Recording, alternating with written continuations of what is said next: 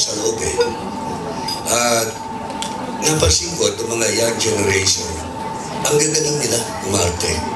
Siguro itong product ito na meron nga silang mga awards. Pangalawa, siguro pinakamahalaga na yung willingness nila to show their talent. Nandiyan natin.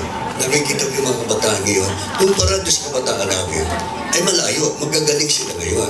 Kaya ang isang problema ko dyan, pagka napapatod ko, paano ko makakasabay sa mga batang magagaling Martin? Yan ang nagiging problema ko. Kaya siguro dito sa Galema at sa iba pang show dito sa Channel 2, meron kayong chance to compare what I have done o ginagawa ngayon at yung mga ginagawa ngayon mga youngsters ng ABS-CBN. They are really good. At meron ako isang napansin, nung magka-eksena kami ni Cheryl, nanibago ko sapagkat hindi ko inaasahan yung kanyang mga reaction, ang kanyang movement ng kamay at pagsasalita. Ako, ibang Cheryl ito. Ganun din si ba ba isang ka-eksena ko na si Sunshine naman, yung kanyang typical na parang reserve type.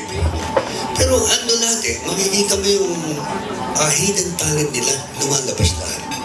Kaya kami mga tuyang, sana kami makapantay sa kanila. Salamat po.